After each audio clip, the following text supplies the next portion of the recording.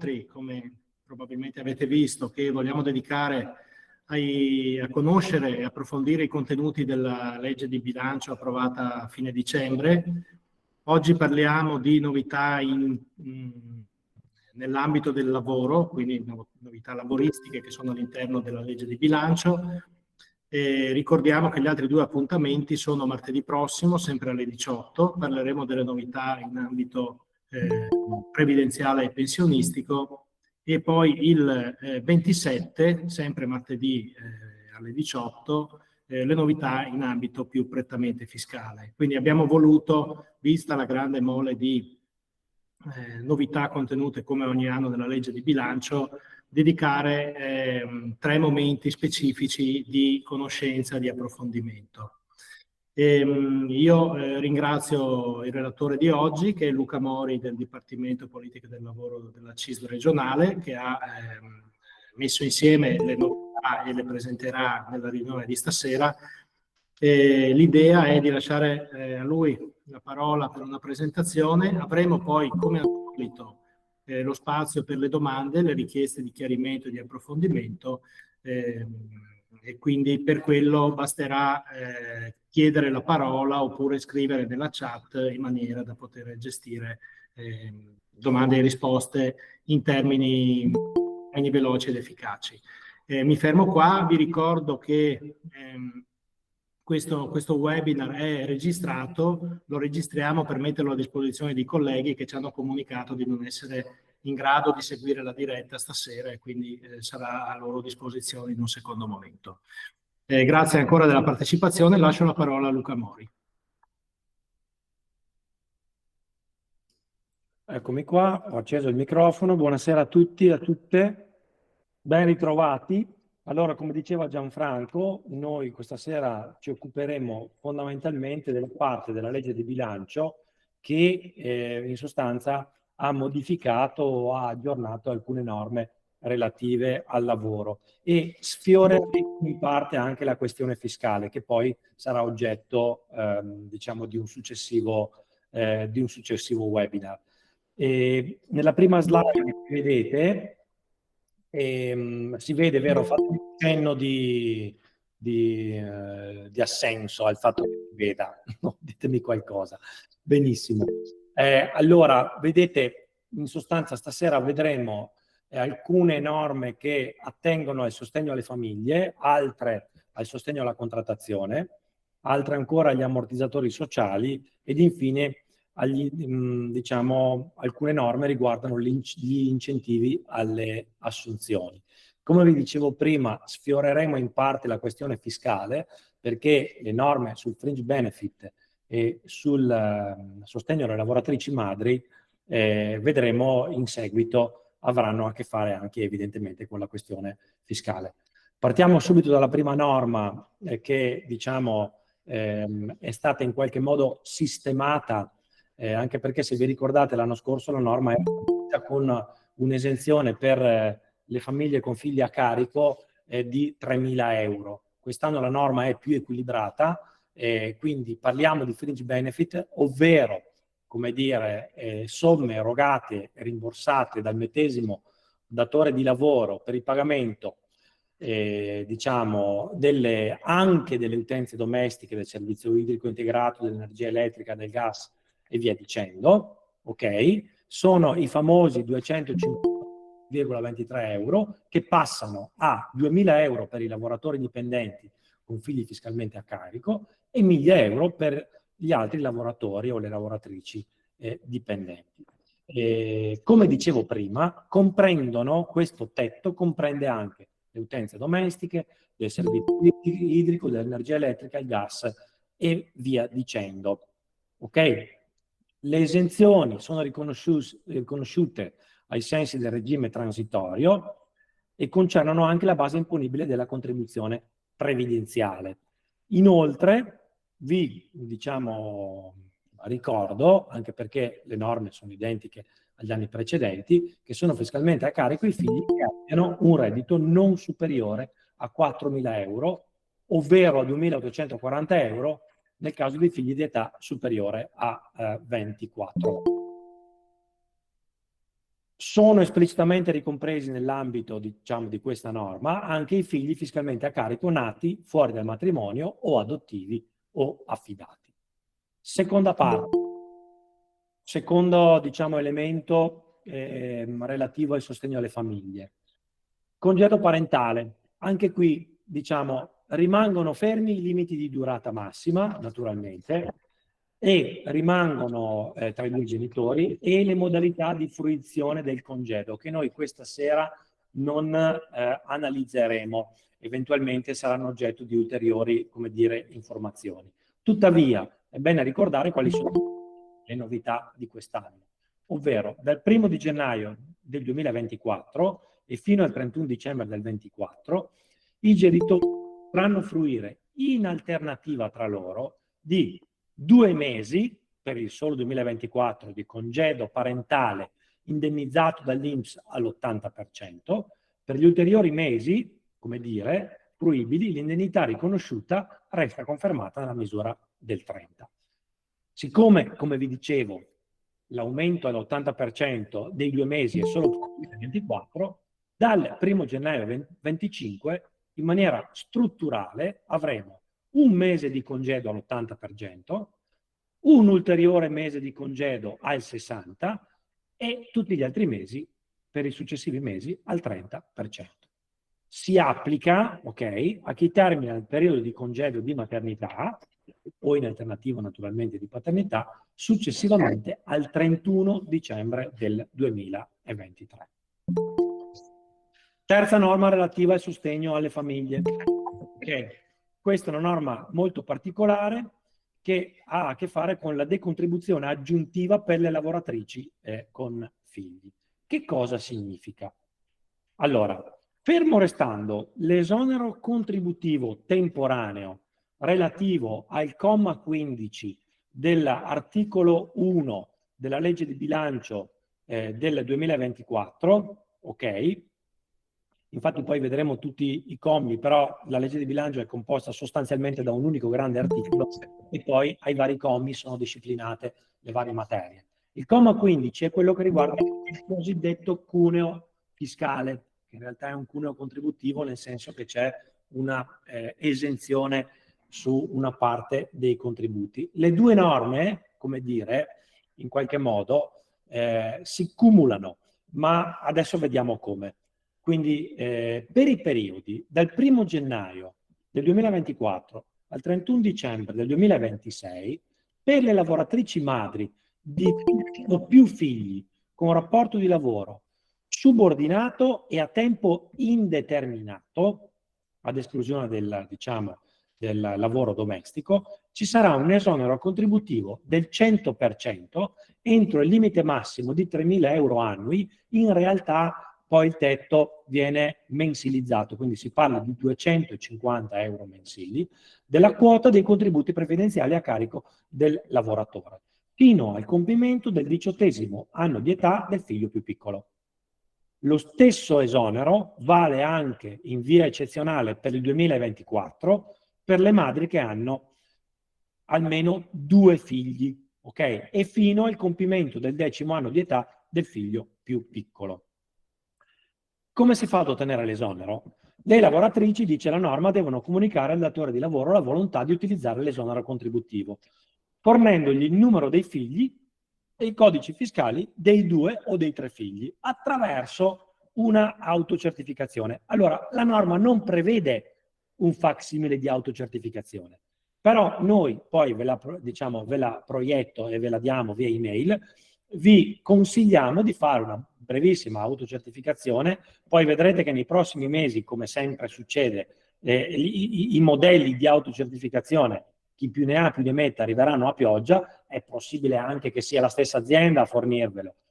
Alcune aziende hanno dei portali in cui la forniscono online e quindi, ribadisco, chi più ne ha più ne metta, però senza saper né leggere né scrivere, noi vi forniamo un modello semplicissimo nel quale il lavoratore o la lavoratrice possono fornire il codice fiscale e il numero dei figli.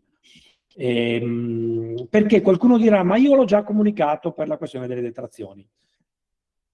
Possibile, però io vi ricordo che da quando esiste l'assegno unico, ok, non esiste più il concetto di detrazione in busta paga e quindi il datore di lavoro non è propriamente tenuto a conoscere, non in tutti i casi il datore di lavoro è tenuto a conoscere la mia situazione familiare, i miei figli a carico e quindi consigliamo vivamente di, diciamo, fare una comunicazione attraverso autocertificazione. Attenzione, e qua torniamo alla questione del cosiddetto cumulo, però mi chiarisco meglio. Siccome è fino a massimo 250 euro mensili, che cosa significa? Significa che, facciamo un piccolo passo indietro, il comma 15, cioè il cuneo fiscale, che vi spiegherà bene, diciamo, nei prossimi webinar la collega, però in soldoni significa che io ho un'esenzione se ho diciamo, un reddito, un importo mensile che non eccede i 2.692 euro al netto del ratio della tredicesima. Ok? Quindi se io ho 2.692 euro di reddito mensile, ok? Di imponibile contributivo, ok? Quindi non è l'imponibile fiscale da CUD, da CIU, ma è l'imponibile contributivo, altrimenti non si calcolerebbero evidentemente i contributi.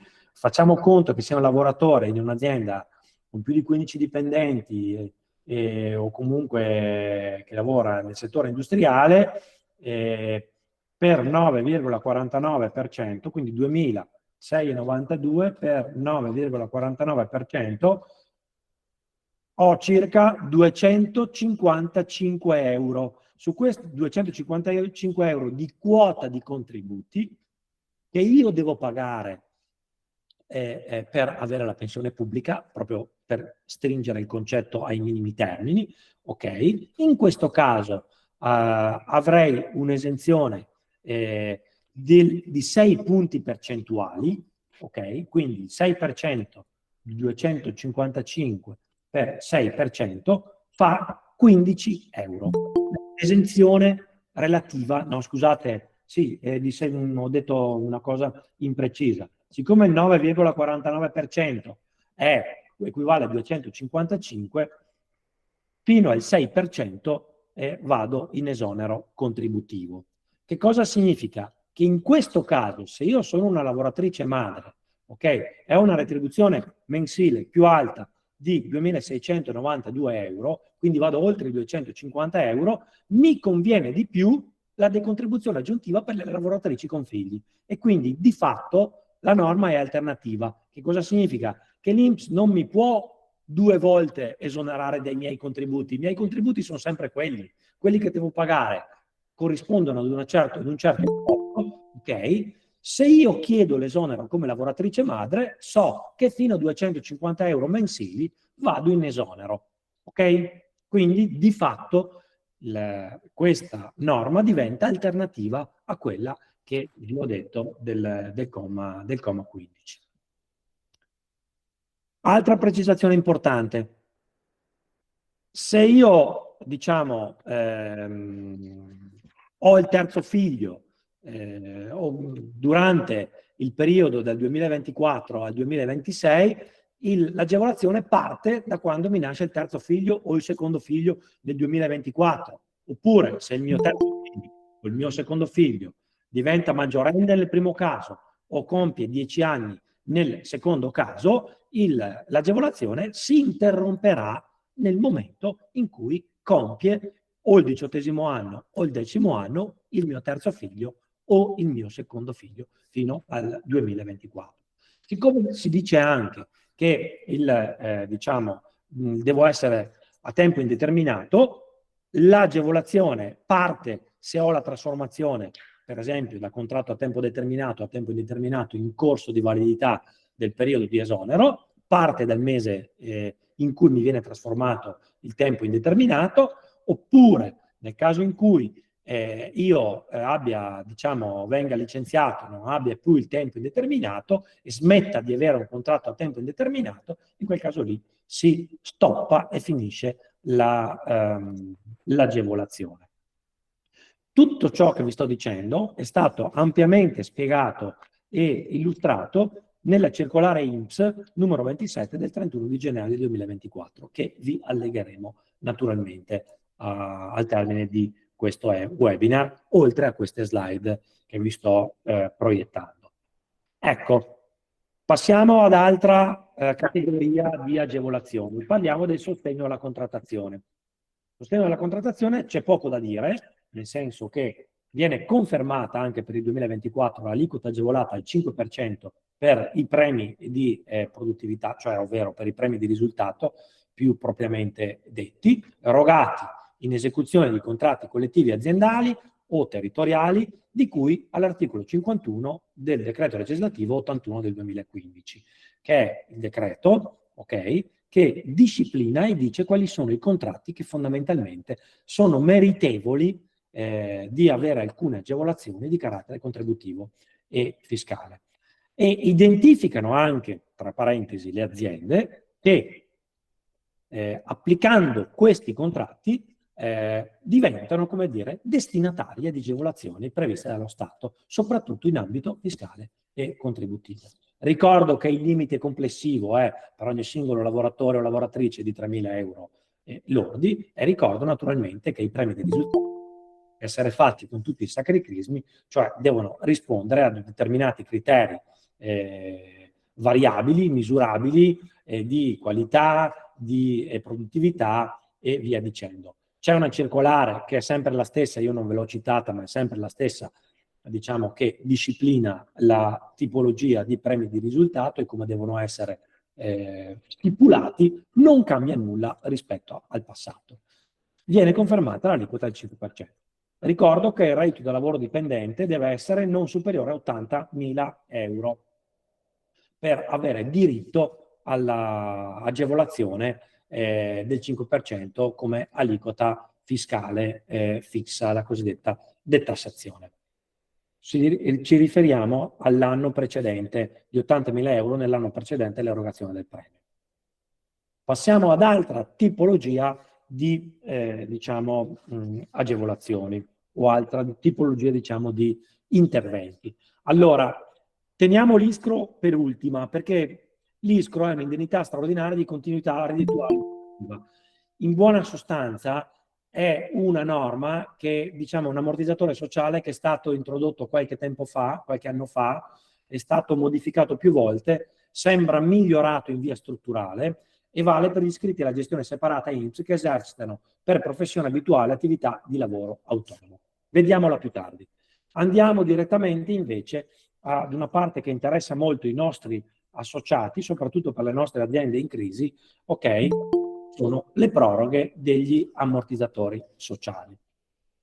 Allora, come ogni anno sapete, o in legge di bilancio o nel mille proroghe che uscirà a breve, vengono prorogate una serie di termini, in particolare relativi alle, come dire, agli ammortizzatori sociali. Perché non molti, perdonatemi, alcune tipologie specifiche di ammortizzatore sociale, in particolare relativi alla cassa integrazione guadagni straordinaria, alla CIGS, sono, come dire, non sono strutturali, non sono, come dire, e sono finanziati di volta in volta, di anno in anno, o di biennio o di triennio, dalla fiscalità generale e quindi hanno la necessità di essere prorogati e rifinanziati con decreto ad hoc. Ribadisco, o nella legge di bilancio direttamente, come è successo in questo caso, oppure diciamo nel decreto mille proroghe che segue generalmente ogni anno tra il mese di gennaio e di febbraio.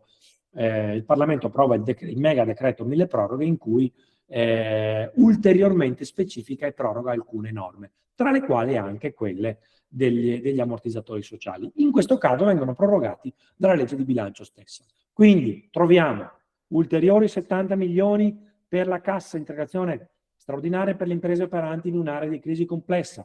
Vuol dire che ci sono delle deroghe diciamo, disciplinate dall'articolo 44, comma 11 bis, in questo caso, del decreto legislativo 148 del 2015. Allora, vi ricordo che il 148 del 2015 è il decreto madre, ok? O padre, come dir si voglia, ok? È il decreto più importante che disciplina la cassa integrazione straordinaria e la cassa integrazione ordinaria, e dal 2015, diciamo, e successive modifiche, naturalmente integrazioni, disciplina anche le deroghe. In particolare le imprese operanti in un'area di crisi complessa hanno la possibilità di prolungare il periodo a determinate condizioni che non vediamo questa sera, ma ha la possibilità di prorogare, diciamo, ad alcune determinate condizioni, disciplinate dal comma 11 bis dell'articolo 44. C'è stato il finanziamento che prolunga diciamo, la deroga anche per il 2000 per il 2024 con 70 milioni di euro.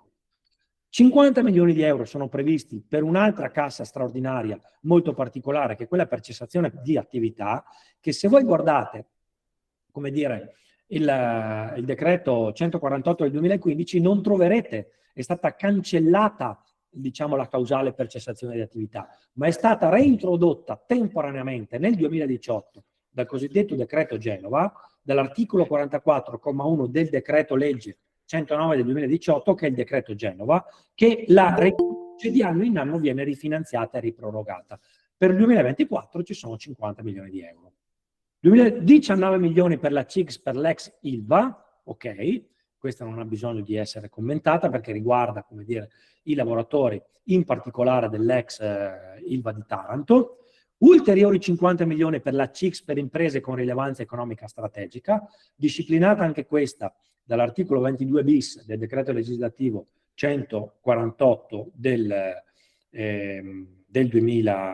2015, ok? Quindi ulteriori 50 milioni, 10 milioni per il sostegno al reddito delle aziende che sono dei call center praticamente, anche questa disciplinata dal 148-2015, 30 milioni per l'indennità per il settore della pesca marittima. C'è una vecchia norma del 1958, la legge 250, che con successive modifiche di integrazione disciplina alcune indennità specifiche per il settore della pesca marittima. Ci sono 30 milioni per l'anno 2024, 700 milioni di euro per il triennio 24-26 per la CIGS per le aziende sequestrate e confiscate, anche questa è una norma ad hoc specifica del 2018, e 63 milioni, no, scusate, prima ho detto 700 milioni, 0,7 milioni annui, 63,3 milioni per la CIGS nelle imprese di interesse strategico nazionale con almeno 1000 dipendenti. Questa è una novità introdotta dall'articolo 42 del decreto legge numero 75 del 2023 e disciplina, come dire, per le aziende di interesse strategico nazionale con un numero di lavoratori dipendenti non inferiore a 1000 che hanno in corso piani di riorganizzazione aziendale, possono andare in deroga ai periodi massimi di cassa integrazione straordinaria fino al 31 dicembre 2024 con un limite di spesa di 63 milioni e 3. Attenzione che non viene rifinanziato il contratto di espansione e non è prorogata la deroga ai limiti massimi previsti dall'articolo 44, comma 11 ter del decreto legislativo 148-2015 per aziende soggette a processi di organizzazione e a situazioni di particolare difficoltà. La norma non viene prorogata, quindi non è più, come dire, contemplata.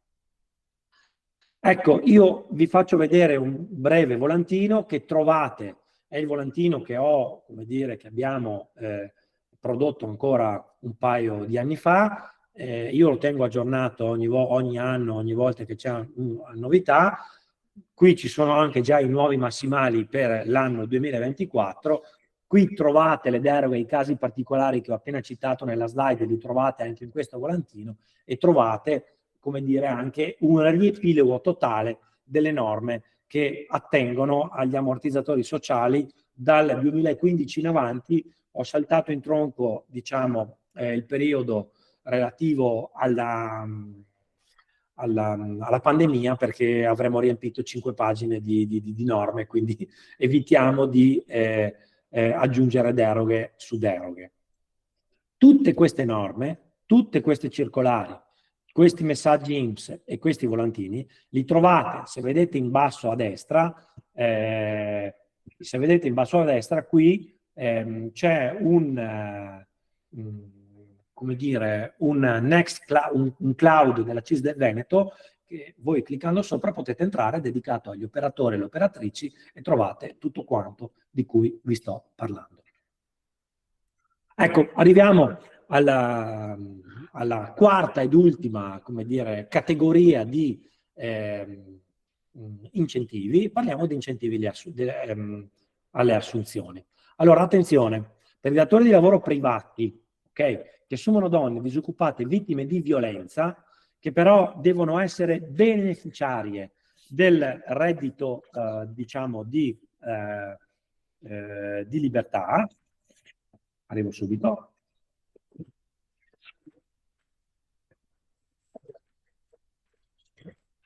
Che cos'è il reddito di libertà? È un reddito che è stato introdotto qualche tempo fa, c'è una circolare INPS, diciamo, del 2021, la numero 166, che disciplina completamente la richiesta. La cosa importante è che riguarda donne disoccupate, vittime di violenza, ok? Senza figli o con figli minori, però devono essere seguite dai centri di antiviolenza riconosciuti dalle regioni o dai servizi sociali nei percorsi di fuoriuscita appunto da episodi di violenza, al fine di contribuire appunto a sostenerne l'autonomia economica e finanziaria il più possibile, naturalmente.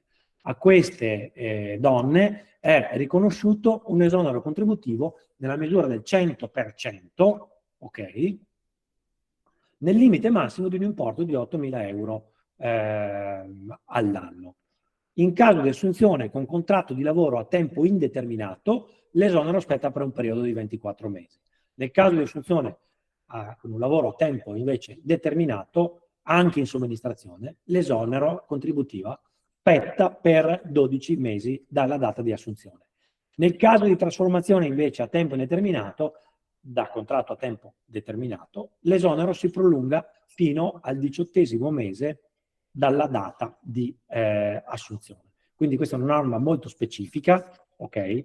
E che riguarda appunto le donne disoccupate vittime di violenza. L'ultima norma riguarda il trattamento integrativo speciale per i dipendenti di strutture turistico-alberghiere. Che cosa significa? Significa che la legge di bilancio prevede, al comma 21, al fine di contrastare appunto la carenza di personale, ma in particolare vedremo più che un incentivo all'assunzione, in realtà è un disincentivo a licenziarsi, cioè a confermare, a rimanere a lavorare, dando un incentivo al reddito. In che termini? Cioè i lavoratori e le lavoratrici dipendenti del settore privato, del settore turistico alberghiero, inclusi quindi gli stabilimenti termali, che siano titolari di reddito da lavoro dipendente di importo non superiore nel 2023, quindi l'anno scorso, a euro 40.000, verrà riconosciuto un trattamento integrativo speciale che non concorre alla formazione del reddito, ok, pari al 15% delle retribuzioni lorde corrisposte in relazione al lavoro notturno e alle prestazioni di lavoro straordinario effettuato nei giorni festivi. Facciamo un esempio. Io lavoro in uno stabilimento termale o in un albergo, ok? Nel periodo che va dal 1° gennaio 24 al 30 giugno del 24, faccio lavoro notturno e straordinario nei giorni festivi e o straordinario, ok? Nei giorni festivi, questo maturo un importo che mi spetta a tale titolo, ok? Maturo questo importo, il 15% di questo importo, il valore del 15% di questo importo, mi viene ulteriormente riconosciuto a titolo di premialità, di trattamento integrativo, quindi si aggiunge alla mia retribuzione e si aggiunge alla retribuzione dovuta per lavoro notturno e straordinario effettuato nei giorni festivi, ok? Quindi è diciamo, un trattamento aggiuntivo sul quale non ci pago le tasse, perché non concorre, come dice la norma, alla formazione del reddito. Il datore di lavoro provvede al riconoscimento di questo trattamento su richiesta del lavoratore, che attesta per iscritto l'importo del reddito di lavoro dipendente conseguito nell'anno 2023. A nostro avviso, ma lo preciseremo meglio, i 40.000 euro sono l'importo da CU, quindi diciamo volgarmente detto, anche se non è propriamente così, è l'imponibile fiscale, a differenza di quell'importo di cui parlavamo prima, per l'esenzione contributiva, che invece è l'imponibile previdenziale. Allora, mi permetto di fare un'osservazione su questa norma, come anche su alcune altre. Osservazioni che trovate anche in una scheda, anche questa ve la gireremo alla fine del webinar, che sono anche fatte e che ho ripreso naturalmente dalla CISL nazionale, ok? Dove vengono fatti anche dei commenti, evidentemente, che io riprendo e vi ribadisco. Allora, è chiaro che il trattamento integrativo, cioè la carenza di personale nel settore turistico è un problema ormai che c'è da molto tempo. Però in questo caso la norma è un po' bizzarra, nel senso che riguarda solo il periodo che va dal 1° gennaio al 30 giugno, cioè i primi 6 mesi. Peraltro, quando la stagione di picco è la stagione in cui le persone vengono assunte, è prevalentemente il periodo estivo. Okay? E peraltro riguarda solo il periodo, diciamo, il trattamento relativo al lavoro notturno e al lavoro straordinario nei giorni festivi. Quando, per esempio, nei giorni festivi, nel contratto del terziario, i giorni festivi, il lavoro nel festivo molto spesso viene considerato lavoro, come dire, ordinario e quindi non straordinario.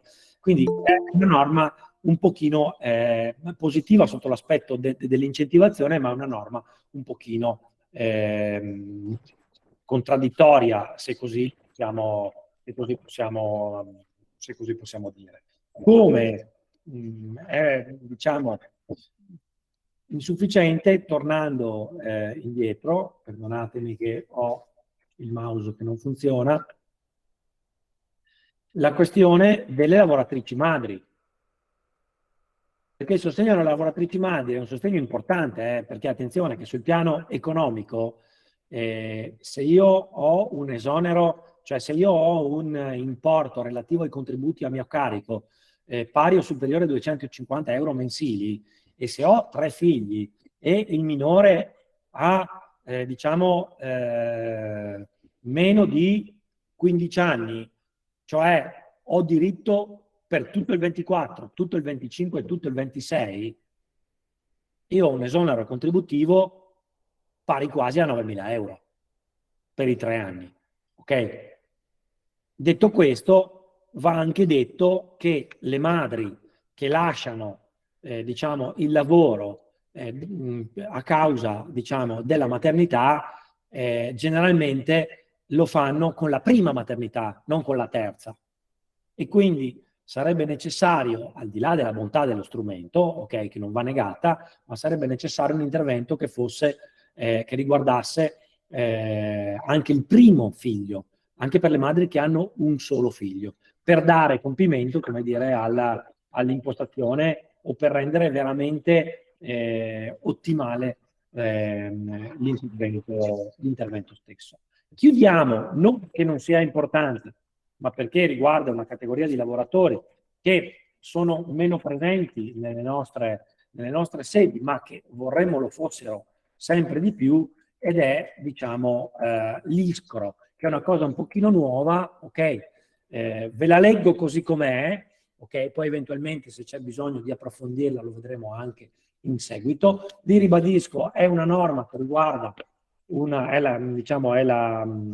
la NASPI dei lavoratori autonomi, in buona sostanza, ok? Che sono iscritti alla gestione separata. Per differenziare dalla NASPI l'hanno chiamata ISCO, indennità straordinaria di continuità reddituale ed operativa. E viene, come dire, disciplinata, migliorata su richiesta specifica del tavolo ministeriale dove sono presenti CGIL e CISL Will. Spetta a coloro che presentano i seguenti requisiti. Non devono essere titolari di trattamento pensionistico diretto e non essere assicurati presso altre forme previdenziali obbligatorie. I lavoratori destinatari non devono essere beneficiari dell'assegno di inclusione.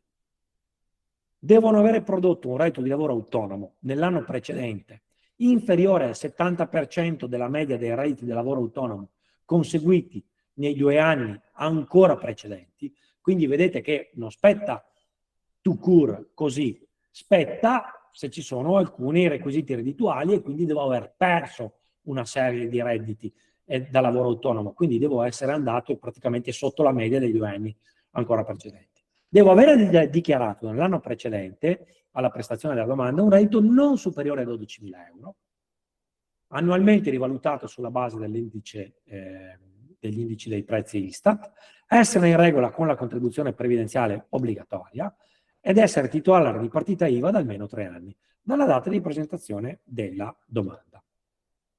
L'indennità è pari al 25% su base semestrale della media dei redditi da lavoro autonomo dichiarati nei 2 anni precedenti. Vedete che è, come dire, il calcolo anche abbastanza complesso. Quindi questo è però importante perché per darvi l'idea che la legge di bilancio interviene anche su questo istituto particolare, rendendolo migliore. Non sappiamo ancora se strutturale, ma vedendo anche, confrontandomi con il Dipartimento Nazionale Confederale, diciamo, risponde la norma, la legge di bilancio 2024, sotto questo profilo, esattamente a quanto era richiesto dalle nostre confederazioni e dalle nostre istanze. Ora, se siete d'accordo, io mi fermerei qua, anche per ragioni oggettive, anche perché effettivamente la legge di bilancio interviene sul lavoro, ma non stravolge, come dire, le norme esistenti e si limita a correggerne alcune e ad introdurne altre. Quindi io vi ribadisco, vi ringrazio per l'attenzione, mi fermo qua, se ci sono domande o osservazioni, volentieri. Sì, grazie a Luca. Io direi che è stato un bel lavoro di sintesi anche con il tentativo di semplificare materie complesse, quindi bene. Vedo che c'è una domanda sulla chat di Enrico Rigolin. È sempre più conveniente l'esonero della lavoratrice madre piuttosto dello sgravio di cui al comma 15? Mi pare che sia già spiegato. Spesso è più conveniente, però dipende. Io non ho fatto vari esempi, però dipende molto dal reddito della lavoratrice. Però tendenzialmente direi di sì. Bisogna fare 2 calcoli.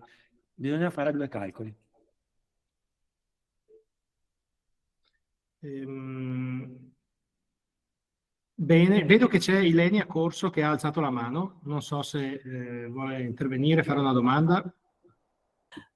No, in realtà, buonasera a tutti. In realtà la mano era alzata ancora da quando è stato chiesto se vedevamo le slide. Okay. Ok. Ormai ne approfitto perché stavo per scrivere in chat, ma a questo punto cavalco l'onda. Prego. Mi chiedevo, sempre per quanto riguarda il punto 3, il sostegno al lavoro delle madri, Sì. i termini per cui le aziende devono presentare l'autocertificazione dei dipendenti esistono o non c'è un termine massimo in cui l'azienda deve presentare la documentazione?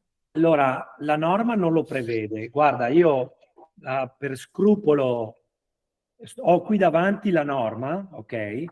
La legge 213 del 2023, che è la legge di bilancio.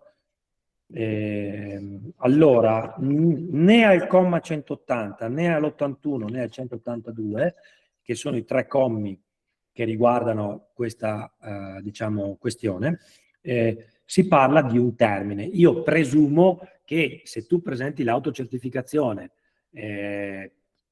ad aprile, adesso dico un mese per dirne uno a caso, l'azienda deve darti e hai il diritto dall'inizio dell'anno, te lo recupera dall'inizio dell'anno.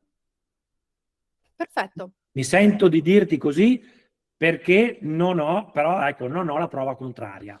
La norma non lo prevede, però generalmente quando la norma prevede il diritto e non mette delle scadenze, se tu hai diritto dal primo dell'anno e il datore di lavoro è il sostituto d'imposta e tu fai la comunicazione, mi sento di dirti, fai la comunicazione il prima possibile e però deve recuperarti l'arretrato. Grazie. Prego. Su questa cosa qua mi permetto di sottolineare una cosa. Vedete la slide? In fondo c'è scritto che resta ferma l'aliquota di computo delle prestazioni pensionistiche. Cosa significa? Perché molto spesso si dice, in maniera scorretta, che siccome io ho l'esonero contributivo, ho un danno previdenziale. No, non è così.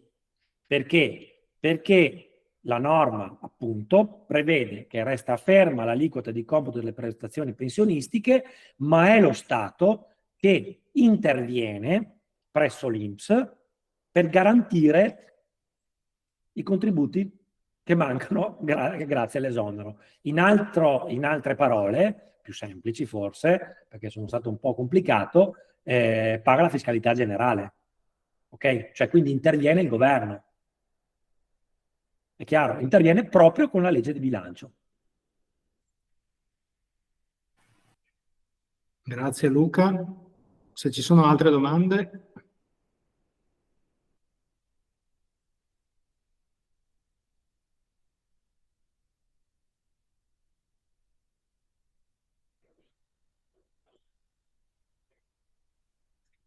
Mi pare di vedere, Gianfranco, che c'è qualcuno in chat. I 1.000 o 2.000 euro di fringe benefit detassati possono anche essere premi di risultato convertiti in portali welfare ove presenti.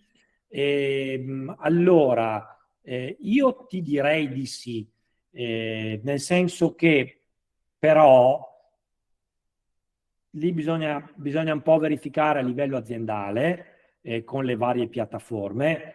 Però delle due l'una, cioè se io converto, parlo in via generale, se io converto un premio di risultato secondo accordi che vengono fatti tra le RSU e diciamo l'azienda, dal sindacato dentro le aziende che disciplinano questa materia, perché va disciplinata. Non è che uno può inventarsi da un giorno all'altro di dire ma io converto il premio di risultato in welfare. Deve essere disciplinato, altrimenti l'azienda non lo fa solo perché uno glielo comunica, evidentemente. Bisogna rispettare delle regole che vengono stabilite all'interno della contrattazione aziendale o comunque con accordi aziendali. Nel rispetto di questi regolamenti, accordi aziendali, se io decido di trasferire l'importo del premio di risultato a welfare, è chiaro che non posso avere la detassazione al 5%. Questo deve essere chiaro. Delle due l'una. Se decido di trasferire a welfare e decido di imputare a welfare l'importo del premio di risultato, a quel punto, ok, mi adeguerò alla fattispecie di prestazione di welfare, al regime fiscale della fattispecie di prestazione che scelgo e con i massimali di quella prestazione. Quindi faccio un esempio.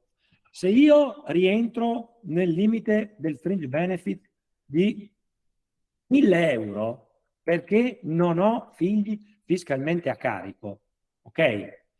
E butto dentro lì le utenze domestiche per il servizio idrico integrato dell'energia elettrica e il gas, butto dentro il mutuo relativo alla prima casa. Poi l'azienda mi dà il pacco regalo alla fine anno, che è un fringe benefit, entra in questo massimale. Poi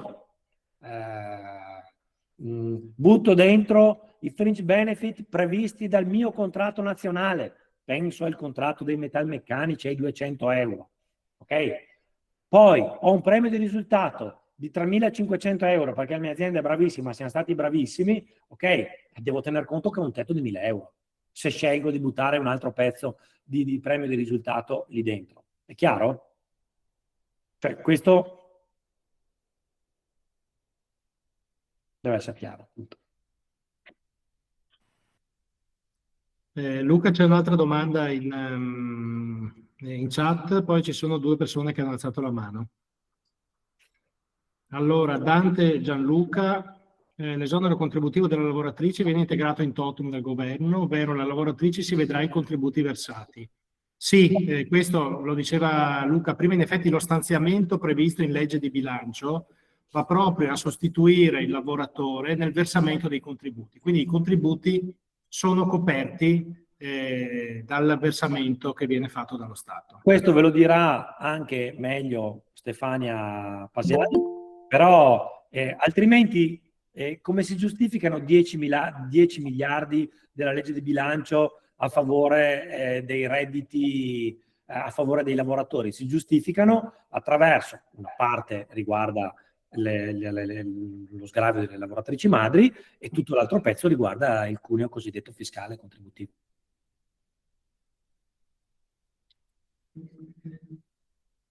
Bene, poi sempre in chat abbiamo Anita Pauncu che conferma che nella sua azienda la conversione in welfare è prevista dalla contrattazione di secondo livello. Francesco Spolaore, sì, manderemo il documento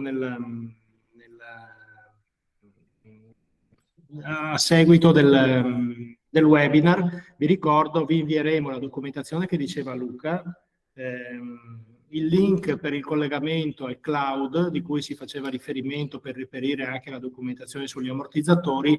Vi ricordo anche l'app di CISL Veneto, il mio stipendio 2024, che è uno strumento molto semplice per Android, si scarica direttamente dall'App Store e che permette di calcolare la differenza tra il 2023 e il 2024 dello stipendio netto a partire dal lordo sulla base dell'applicazione delle norme previste dalla legge di bilancio. È uno strumento semplice che vi consigliamo di usare anche con i vostri colleghi perché è magari più efficace che non spiegare i contributi della norma. Avevano alzato la mano, se non vedo male, Stefano Zanon e poi Giuseppe Callegaro. No, sì, avevo alzato la mano, ma poi nella integrazione di Luca c'è stato il chiarimento che chiedevo, quindi grazie. Bene, Giuseppe Callegaro. Mi sentite? Sì. Sì, ciao a tutti. Niente, volevo un chiarimento sugli ammortizzatori sociali. Sì. Luca, prima hai detto che il contratto di espansione per quest'anno non è stato finanziato, se ho capito bene. Corretto. E cioè, 2 parole in più, nel senso che soprattutto le grandi aziende per gli ultimi 2 o 3 anni è stato usato, parlo di Eni per fare un esempio. Gira un ragionamento, ovviamente, dove non riesco a trovare conferma, se il fatto che non è stato finanziato nell'arco del 2024, io che ho fatto domanda nel 23 ed è stata rifiutata, perché ovviamente io posso accedere allo strumento compatibilmente con le esigenze tecniche e organizzative, se nel 24 c'è la possibilità di usare questo strumento come coda e quindi la spiegazione che hai fatto tu non è stato finanziato, vuol dire che non lo si può usare o ci sono meno soldi? Allora, e l'ultima però non fa parte della spiegazione di stasera, se c'è qualche novità sulla allora, disoccupazione legge Fornero. Questa qui è una legge, è stata finanziata, non c'entra nulla con la legge di bilancio, c'è qualche novità? Allora, adesso Grazie. guarda, se avete un secondo di pazienza, cerco. Ho capito la tua domanda, è chiarissima.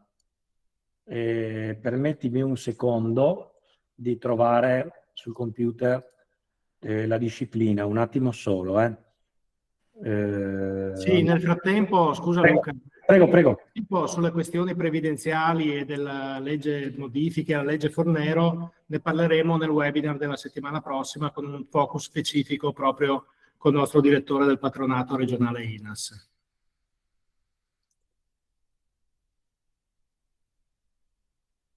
Arrivo, ci sono.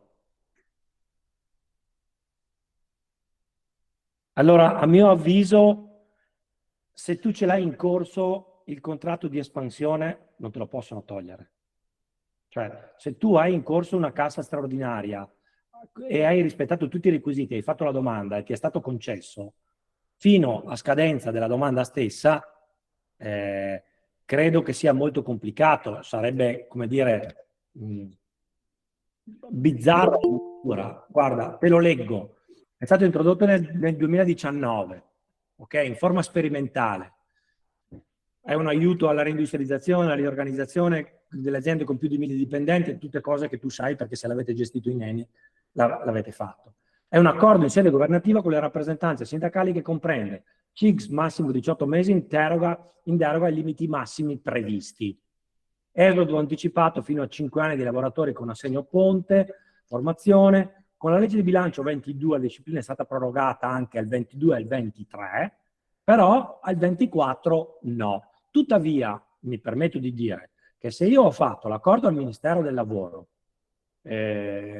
all'inizio del 2023, dico, ok, e mi è stato concesso il periodo di 18 mesi in deroga ai limiti massimi, francamente vedo complicato il fatto che a un certo punto mi interrompano il pagamento, come dire, cioè mi interrompano il periodo di cassa integrazione. Tuttavia, su questo pezzo qua, io mi impegno a fare una verifica con Livia Ricciardi e quindi nei prossimi giorni ti posso dare una risposta precisa.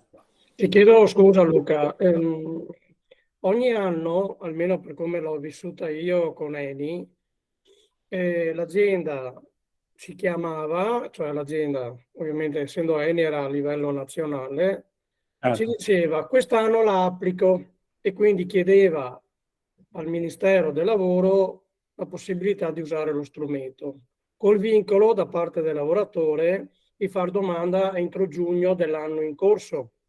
Questo era quello che succedeva, quello che è successo nel corso dell'anno. Capito. Quest'anno non ti hanno detto nulla perché e arriva la domanda, no? Perché per esempio io ho la Pilkington Italia che la sta usando, ma perché l'ha aperta nel 2023. La domanda che mi fanno i lavoratori è, al di là che l'azienda voglia o non chiederla, se lo strumento c'è, domani mattina se mi si sveglia una grande azienda, perché no, io vedo che è uno strumento che costa e che quindi lo fanno le aziende che hanno una certa capacità di bilancio. E il fatto che non è stata finanziata come l'hai spiegata all'inizio, vuol dire che non si può chiedere? Temo di no, però guarda, La domanda secca è questa, insomma. sì, temo proprio di no. Tuttavia, ribadisco, mi premuro di fare rapidamente una verifica con il Dipartimento Confederale, perché è molto importante sta roba qua. Posso? Prego. Ma io non so se posso essere utile o se genero ancora più confusione, ma mi pare evidente che, come dicevi tu Luca, in un'azienda in cui la domanda è stata fatta nel 2023, io ne ho una, e la cassa integrazione scade a giugno del 2024, è evidente che quella va avanti anche nel 2024 perché fa riferimento a una domanda 2023 approvata e quindi non può essere tolta. Tant'è che durante il 2024 quell'azienda lì ha fatto più di qualche settimana ormai di cassa integrazione. Non c'è dubbio su questo. Diverso è quello che chiedeva Beppi, perché mi pare altrettanto evidente da quello che ho capito leggendo e anche dalla tua spiegazione che diverso è nel 2024 attivare una nuova procedura di contratto di espansione, perché non essendo avviata, e non essendoci finanziamento mi pare, credo evidente, che non vi è la possibilità di avere dei ripescaggi dentro questa opzione normativa. Però attendiamo Guarda, la tua verifica. io la verifica la faccio senza dubbio. Io do questa lettura. Se voi fate caso, siccome il contratto di espansione riguardava imprese con più di 1000 dipendenti, ma il decreto legge 75 2023 introduce un nuovo tipo di cassa straordinaria che vale fino a tutto il 2024, quella finanziata con 63,3 milioni di euro. Guarda caso con un numero di lavoratori dipendenti non inferiore a 1000. Probabilmente hanno trovato l'elemento di compensazione, l'elemento sostitutivo per l'anno 2024. Però siamo a delle congetture, verifico con precisione.